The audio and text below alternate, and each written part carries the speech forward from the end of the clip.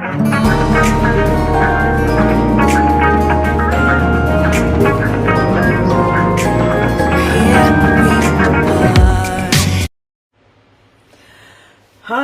Naomi Suzanne from Naomi's Home Health here. So last week, a lot of you saw my video on my living situation over 16 years. And it was a very vulnerable post. It took a lot for me to talk about. I have never told a lot of people, my very close friends, about how I felt living in that marriage, in that situation, the toxicity. I'm known to be a very strong person and maybe intimidating person, so people just didn't realize what I was going through, and they probably thought if I was going through something bad I would just leave. But that video was then shared with my ex, and I don't think people realize what happens when you do that you share something like that with a narcissist who drinks a lot of alcohol. They're never going to admit it. They're never going to think that, oh my gosh, I did that to that person. It's somehow always that person's fault. And every single time that he would get drunk and abuse me, it was always my fault. He was never sorry. Never. There was never an apology. It was always somehow my fault. Somehow I did something to annoy him, which then justified him being abusive.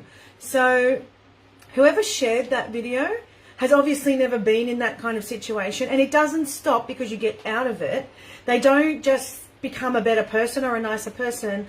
You are free from it, kind of, but when you have children with that person, it is hard, but they're never going to see what they've done. And I shared it because of people in this group, because somebody might be going through it. And since I have left that situation, most of my friends have said to me that they did not like him.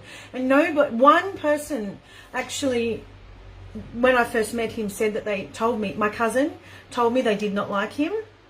And that was okay, like I understood, but most people kept it to themselves. There were times where a few friends saw things that happened or overheard him say horrible things to me, and they kept quiet because I think they thought, well, she's strong, or she wouldn't be there if she didn't want to. I don't know the reasoning. I'm not upset with them at all. Like, it's not anything to do with them. It's just that sometimes if you look outside of your own home, if you're struggling in your home, maybe other people realize that they're just too scared to say something. So maybe say something to someone, maybe talk to someone. I was ashamed and embarrassed, and he was never going to admit it happened because he was the nice guy in front of everybody, and butter would melt in his mouth, and a lot of his own friends have never seen this behaviour, so he doesn't think that, they didn't think that he would ever do anything like that. So he obviously contacted me and told me he knew about the video and he wasn't happy and blah, blah, blah. But it was never he never took responsibility or even understood why I did that video. Or, I got upset in that video. So he never took and looked at that and thought, this is what I did.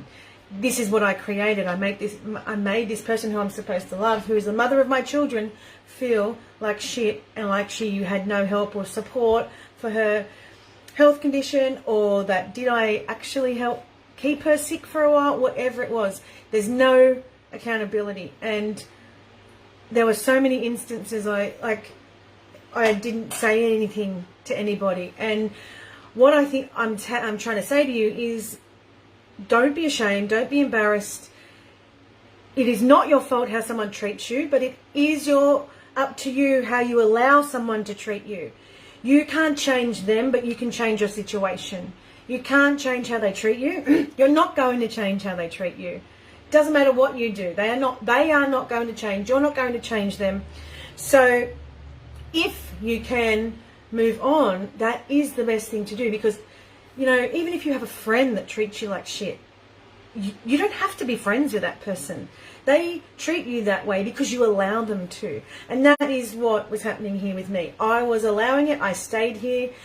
And I became a different person. I was irritable, moody, grumpy. I started to swear. Like, I've always been a strong and whatever person, but I've never been in a relationship where someone called me names and whatever. And it did change who I was. And now people are commenting that the old me is back because I've let go of that person who I was in this situation, because I was miserable. Absolutely miserable for a long time. And obviously, you know, we had our ups as well. Like, he could be a really good person, and there was a lot of stuff that I loved about him, but this aspect of him was horrific to live with. And the lack of accountability, the lack of empathy, all of that is really hard to live with. And I didn't want my daughter to think that that is what she should put up with when she was older, and I didn't want my son to think that a woman is going to stay with you no matter how you treat them. So that is why, another reason I got out of that situation. And yeah, so whoever passed this information on, I have blocked him from Facebook because he was watching what I did and everything. So whoever passed it on, I'm really disappointed. I don't know if you're still in this group, because I did remove some people that talk to him still, because I don't want anything going back to him. But if you are still in this group, mind your business, because you don't understand what it's like to live with somebody who degrades you constantly. And when you're a strong person and you start to believe the shit someone tells you, you know they're changing who you are and what you believe. And no wonder you stay unwell. No wonder you are unwell. The stress, the trauma, that is what is holding you down. It's like a brick on top of your head. You can try and lift it up, but it gets exhausting because it's the weight on you. So creating your own life outside of that is very different, and it's daunting to leave. It's stressful. You think you're not going to be able to do this and that and the other, but it's hard where you are anyway. Leaving's hard. Where you are is hard.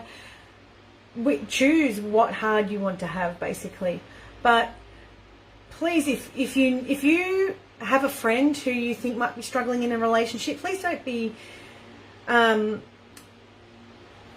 what's the word, like, come forward and you don't have to come out and say, oh my God, I hate your partner, but come out and say, is everything okay? Do you need anything? I'm always here for you. I want to support you.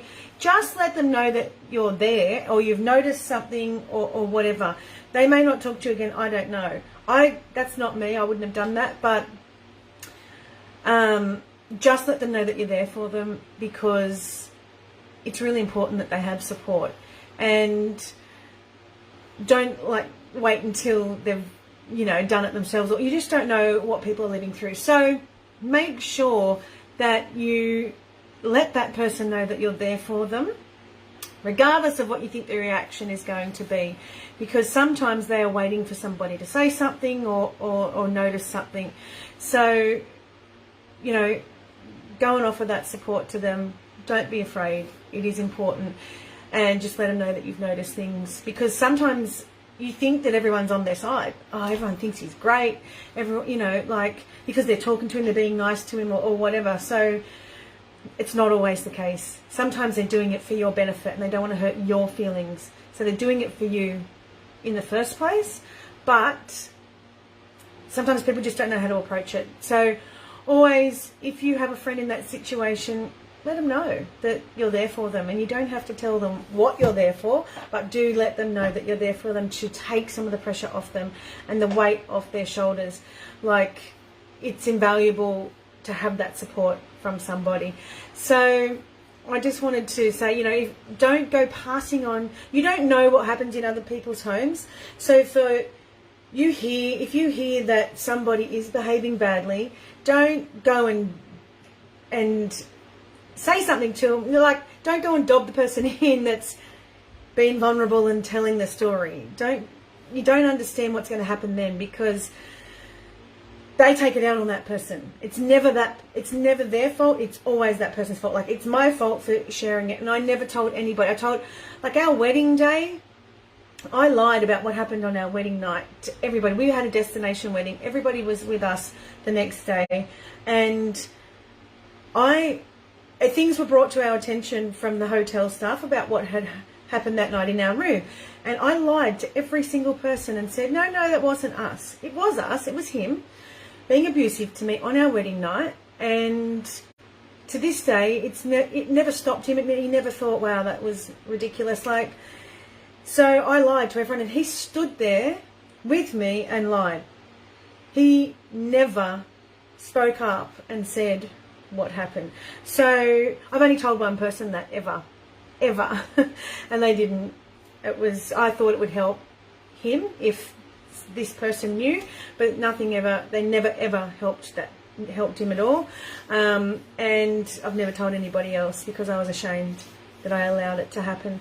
So sometimes the reason people don't speak out is for shame. I actually didn't speak out for a long time because I felt bad for him.